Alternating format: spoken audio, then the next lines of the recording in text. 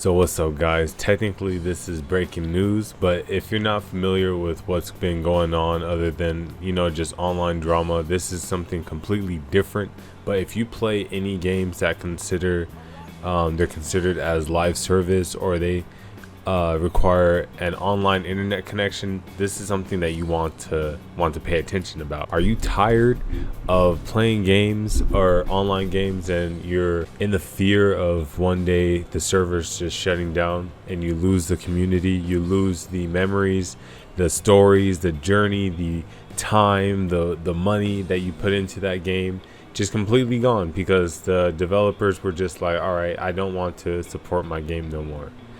You are no longer in just complete darkness right now. There might be a tunnel that, Sora might get us out that darkness, I'm telling you, because there's this dude, Accursed Farms. This guy, I think for years before, has been plotting until last year. Actually, he finally been able to get some type of motion to put his plan into action, and that is to stop killing games. I should have a couple of the links to his video, so if you guys want a more weighted and background filled explanation, I would highly recommend you checking out his video so you can get a clear understanding of what I'm talking about. But for a quick rundown, he's basically wanting to get the idea of online consumer rights protections in the Constitution, or in some form of consumer rights protection. He wants to get the online aspect of it in a government's eyes, so that there can be some law that can protect us and hopefully preserve games that we play online. For the big one, we did have The Crew. That was the main incident that was a game that played. There's one good nugget of why it's so good that it's happening with The Crew, and why it's highly important for everyone that do care about this issue to take action, which I will have the link. So if you guys want to register, actually I don't think you can, because we're in the United States, so we're just cheering on everybody in the UK, in the EU, to just spread the word. That's what we could do, is just spread the word to reach more people out there, because if it's affecting the UK's gaming industry, that's going to motivate laws over here. There is that law and understanding that what you have is yours. So in that concept of owning things that you get, the video game industry has been abusing this concept and has been monopolizing it. So if there is more corrupt practices of companies utilizing these things, then there has to be regulation laws to be met up with those gaming companies. For example, online games compared to offline games, and I want to use two clear examples so people don't try to construe what I'm trying to say between the two games. Offline games would be like God of War, Last of Us, you get my point, Spider-Man, Amazing Spider-Man. Online games could be viewed as games that need internet connection. So it can be anything. If you're playing on Steam, MMOs, it can be live service games, it can be mainly the ones with transactions, like microtransactions. Now the main difference between the two, even though they're both being considered sold as games, the difference between the two is that for the offline games, you have that guarantee and that knowledge at the day one of you getting that game, that this game is going to be with you forever. It's a product. It's been like that for ages in all of gaming history, that a gamer wants to have that game last forever. That's why they have the game. That's why they play the game. If you go back to Mario Brothers, they have that record system, because they know that there is some type of longevity that they need for this game. And you look at today's idea, or you look at today's market in the gaming industry, is just live service after live service.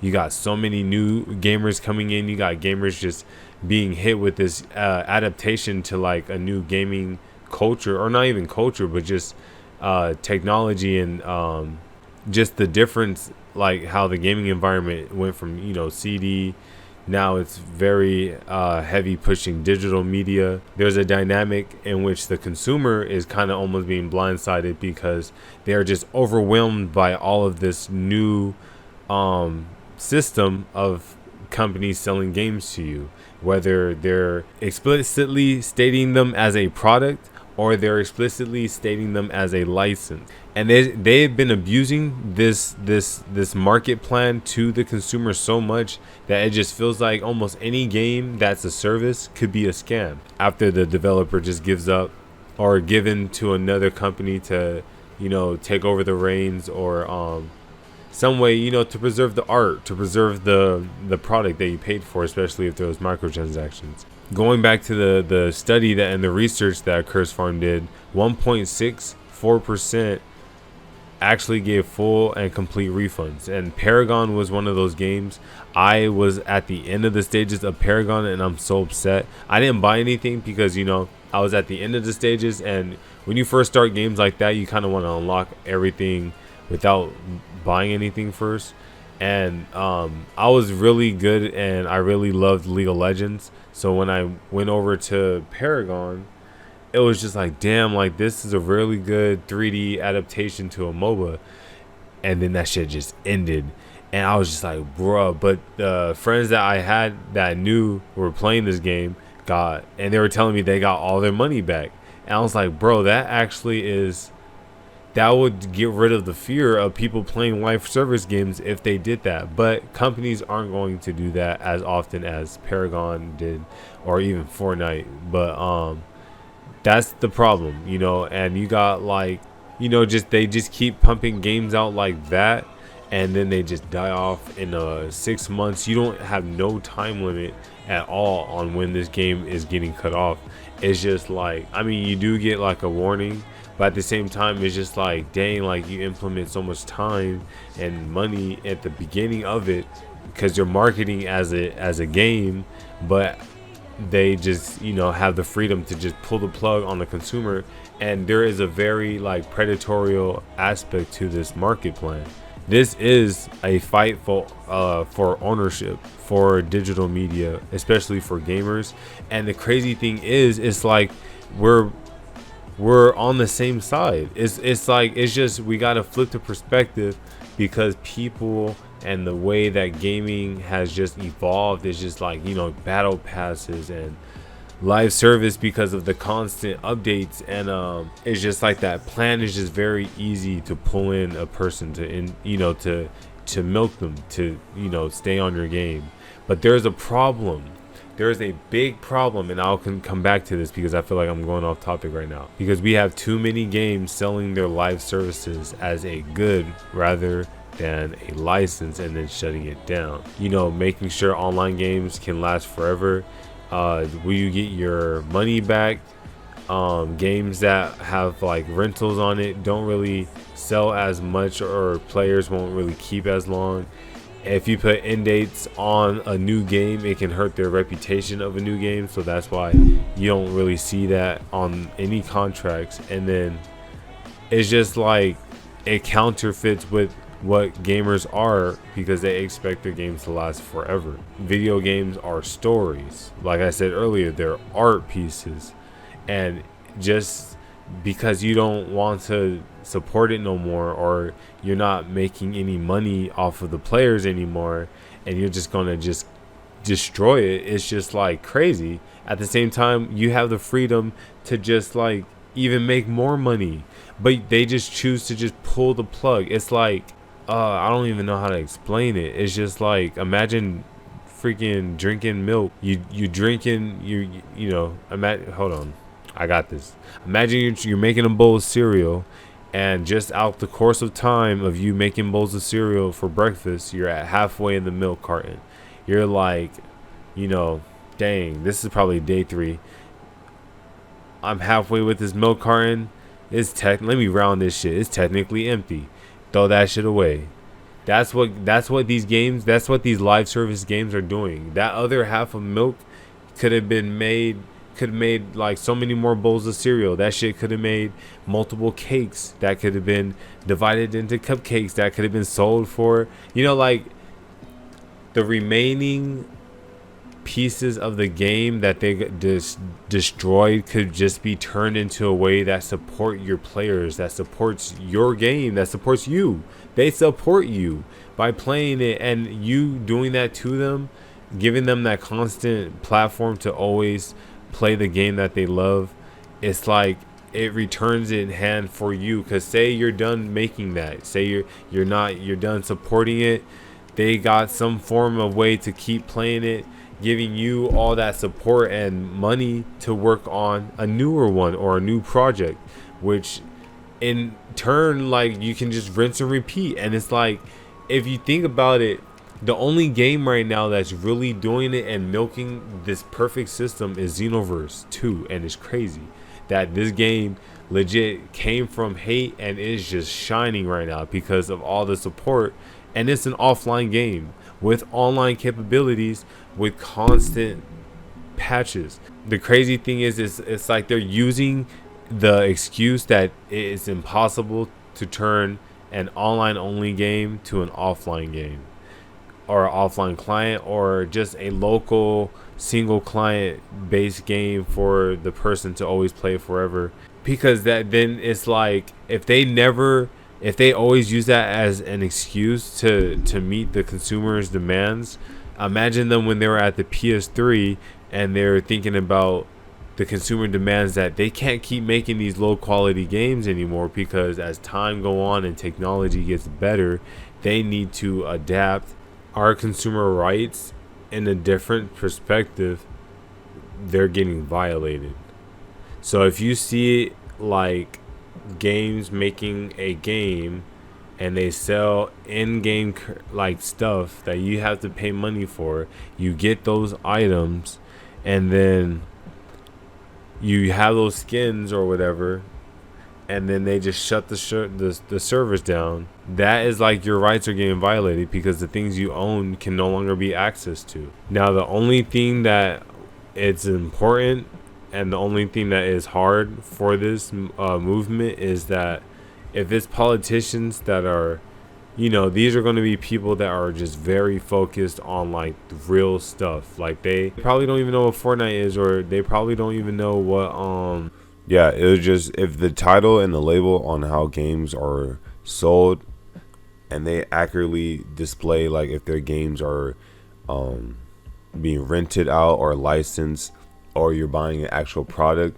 that is very important when it comes to consumer rights, because these companies are just going crazy with it. At the end of the day, they can just turn off the servers and they take all your money. So it's almost like these games were designed to die and just milk off of customer confusion, off of, dang, I put a lot of money into these microtransactions, and this game just like pulled the plug because I guess they didn't want to support it no more. I guess I just can't play this game no more. It was a good run. If you think like that, you are stupid, and you are the reason why gaming will die, because you don't care about maintaining anything. You don't even care about owning what you have. You don't care about the time you put in, the money you spent. You just want to give away your money for free if you think like that.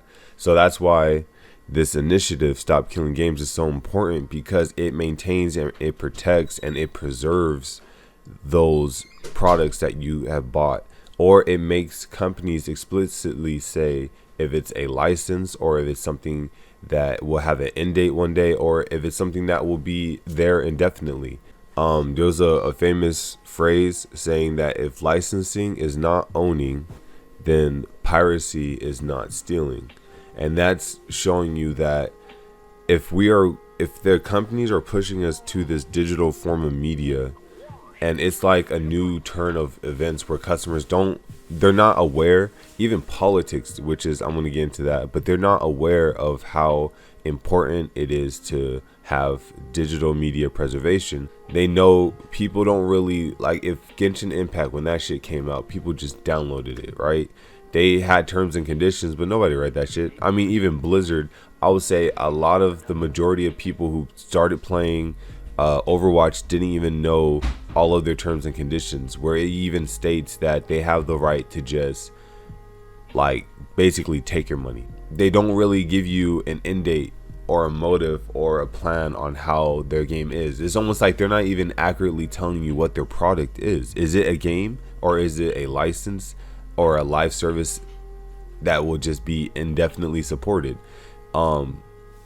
Companies just have you sign their terms and conditions and move it on with that. But if this Stop Killing Games initiative actually passes, it can even get put into a law that succeeds. I think it already succeeds the term and condition aspect.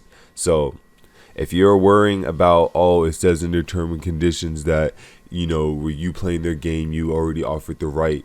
This succeeds that, because this goes after consumer rights protection laws. That's why The Crew, when that happened and they canceled the game, it was such a weak link and a perfect opportunity for Ross to start this initiative, because The Crew was heavily, I think it happened in the EU. So the EU does not play when it comes to consumer rights and protection laws. So if they can see how this is a problem in this area of the world, then policies are going to follow suit and spread to the rest of the country.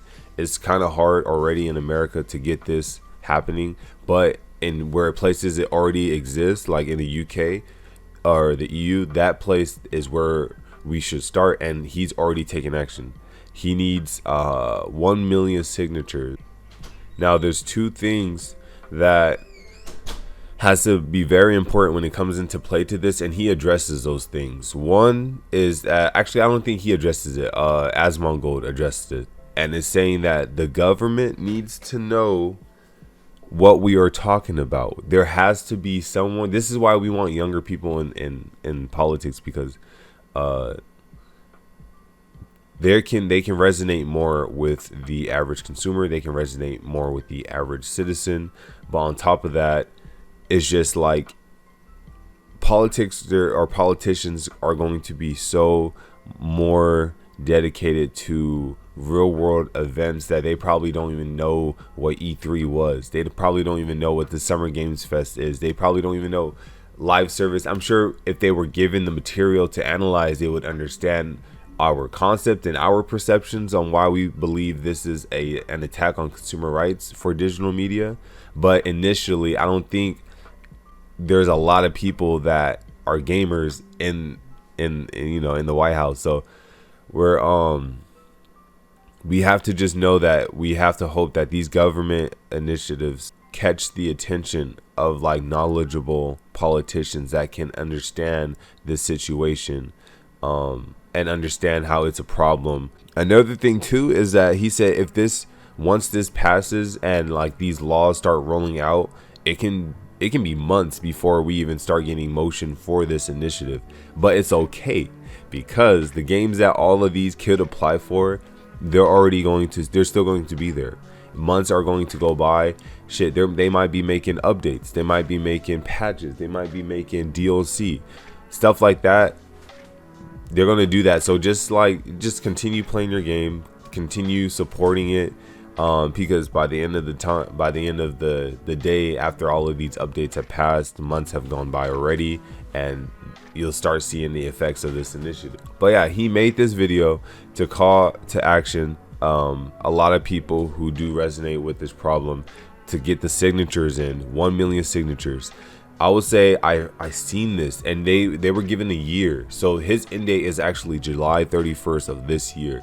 And I remember last year of him making this video. And the thing is, he needs 1 million. And he was at, I want to say 2 months ago is a good back number. He was at 400,000. He started this month making videos about how it's going to be the end of his campaign. And, it was a good run, but it just wasn't getting there. 400,000 out of 1 million is a big leap.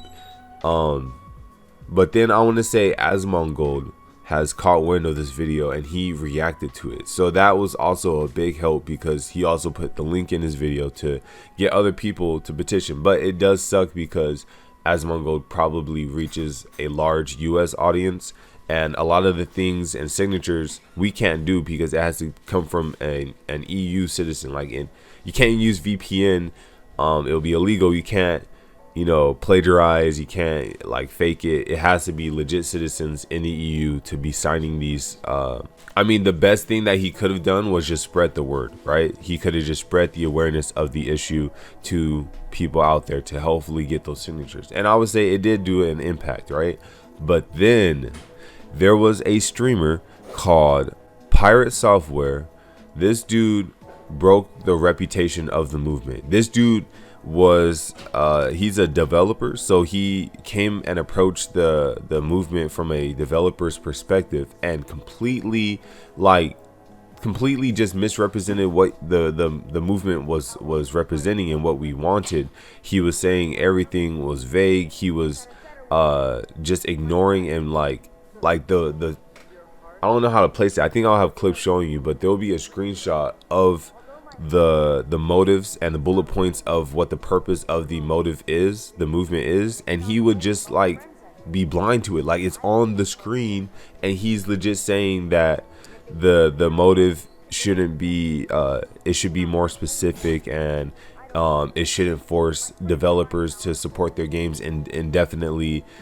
And he just ignores the video, bro. Like, you gotta watch it. It's crazy. This developer definitely put a negative lighting over Ross's Stop Killing Games movement, and it did decrease the morale a lot because he said that there was no more signatures, like the flow just was killed. And it does really take, because of how fragile this movement is, this is made by one person. He's taking his he's taking the responsibility into his hands to research and figure out a legal way to make this reality, right? All by a person that's unexperienced with all of this stuff. So if you got a guy that is a very big influential person and you're a developer on top of that, and you're telling people, oh, this ain't gonna work, this is too vague of a plan, all of these issues are wrong, I can see this not happening, it's going to impact people's morale on the movement. It's not going to motivate you to click on that link to sign up if you have a developer saying that.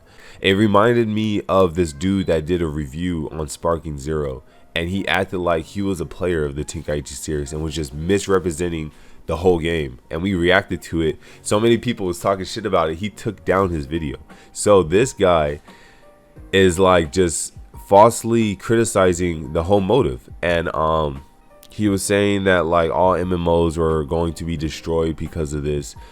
He kept saying that the motive keeps focusing on single player games with some multiplayer aspect. Like, he kept going back to thinking that the motive was going to make all games like MMO a single player game with, like, it was a weird perspective. Ross made a final plea video, kind of like saying like, this is the last hit. I think he said something like Stop Killing Games is over, and so that title definitely like caught the attention of a lot of people, because you were like, wait, what? Like, what you going on? What's going on? You give us updates about this motive like throughout the year, so what happened? And then, so he goes about explaining how this dude has just destroyed the reputation and the momentum of the movement. Watching his perspectives on the matter, on how games should be treated, it just sounded like he doesn't want to own anything.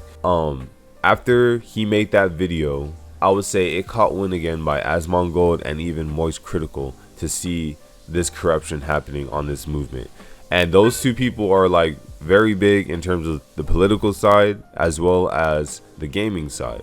So if you talk about a movement that's saying, hey, your games that you play right now, I'm trying to make it so that that shit lasts forever, of course they're going to care about that. So that caught their attention and gave wind to the issue. And before them reacting to that issue, the guy Pirate Software has already was going through some beef. The crazy thing is, this negative canceling, harsh criticism of Pirate Software all came from drama that happened in World of Warcraft. Like, in a random raid caused drama with this dude that made everybody mad. You can check out the video explaining what happened, but everyone got mad at him during that game, which they started just going back to his old videos criticizing everything that he has done to just like throw hate, in which it eventually gets to the video that he starts talking about the Stop Killing Games movement.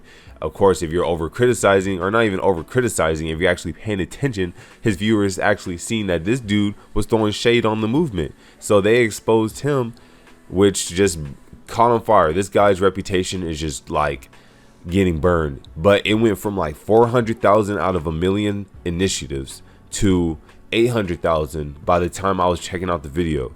Now, when I was even recording right now, this thing is like past a million. Actually, it was at a million. And I was watching one of his recent videos saying like, yeah, even though we crossed the million line, it's still not the end game, because there's a lot of there can be plagiarized signatures, there can be misspelled names and stuff that can just make the you have to get into customer service to get it the information re-implemented, like that stuff. So that can take time, but a good way, or a good indication that's saying like that doesn't even matter, is because the signatures are still going up. Like they're at 1.2 million right now, so they're still going up, which will just outweigh the and it could be that there's only two or a few people that just had these errors and they still sent out that message to him just as a warning. Or it can be, he thinks realistically they're at 600,000 to 800,000.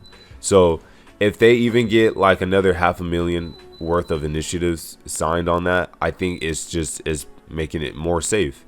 But the end date is July 31st that he has for this initiative. So ever since Pirate Software got the hate from World of Warcraft, it just led and trickled down to the Stop Killing Games video, which made people like, and you got people from World of Warcraft, which is like a game that runs on internet, so you got fans that would resonate more with this movement than your perception. And that just helped the growth of this movement. Like legit, it's a crazy gaming chain reaction to witness this. But I honestly feel that him harshly criticizing this video and him also doing something so bad in a game that was unrelated to the issue, it caused a chain reaction. It just came back to bite him in the ass. And on top of that, it supported Ross even more. So like it's such a cool like birth of support. Like the way that the support came from and the origin of the support is so crazy, if you can understand what I'm saying. Yeah, so he legit got about over 200,000 more signatures in a week. And if you have, what is it, July, it's the beginning of July, I highly, and we're already past a million, I highly think this is something that you guys are going to see in the near future. Games are going to be properly labeling their games as whether it's a license or a product.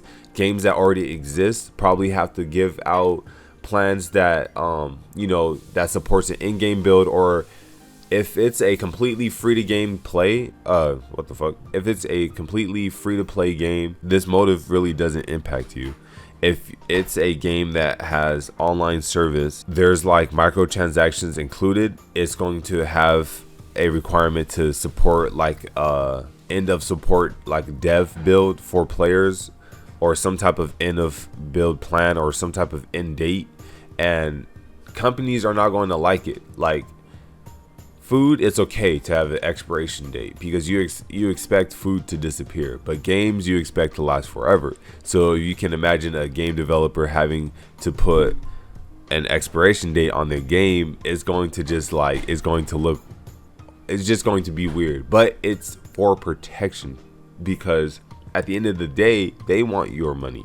It's a business. So you should stand up and at least keep and fight for the products you own while supporting that business. Like as if you go to a grocery store, you're losing money, but at the same time you're gaining groceries back. You got something that's solid, and the, what's that fucking Full Metal Alchemist saying, law of equivalent exchange, right? That's the type of shit Ross is on. He wants the law of equivalent exchange because he sees that there is an imbalance and a corruption in the current gaming marketing system when it comes to digital media and consumer rights. Now there was someone saying about like intellectual property rights, but if you look at how overwhelmingly the gaming industry is when it comes to live service, and how easy a consumer can just lose all of his money just from one decision of a developer not even wanting to support their game no more, and how easy and how so much art has been lost because of this practice, I would say that corruption would just outweigh the intellectual property rights, or even that perception. Like, it's understandable why someone would say that, but I would say that they can't, it like, once they look at the corruption, it can't be ignored. So yeah, I just wanted to bring this up to you guys because this movement has definitely been on my radar, and I've been watching it, and it's just crazy to see these chain reactions. How he stated this movement, someone hated on the movement, people got wind of the movement, like people are reacting to it, like a lot of streamers are reacting to it. That person that hated on the movement got hate on him, which brought out that hate on the movement, which led to more support for the movement. Like, you guys, like, my hope for this happening, like, bro, just imagine every character that you have in Wuthering Waves, everything that you done, like, it's not going to destroy these games. All it is just requiring proper labeling for them. It's not going to force any developer to do anything except to properly label their game, because at the end of the day, what you buy you should own and you should keep. It's not anyone else's, and it's wrong that companies have just been doing this, and it's better to do this now before 99% of your games happen to just be digital media and you have no rights to even control it or what's happening, because we are so deep into that world of gaming. So that's why this movement is so important, because it does preserve and protect gamers' rights as well as just the art of gaming. But that's all. I've been rambling long enough, but thank you guys for tuning in into this issue. Please check out his video so you guys can also be more aware on what this movement is, and spread the word, because hey, if you trying to play Wuthering Waves forever, you trying to play Warframe forever, you trying to play shit, what's another live service game? So yeah, July 31st is the last day. I'll keep you guys posted on how well the movement is going on afterwards, and if there's any updates, and we'll see how this impacts the gaming community once this actually happens. But it's looking more and more possible. It's actually like 90% possible that someone in the government is going to look into this, and hopefully that brings out the issue. But thank you guys for watching. You guys be safe. Like always, keep up the grind, and I'll see you guys next time. Peace. Okay, no help, nigga. I'm straight. Where it at?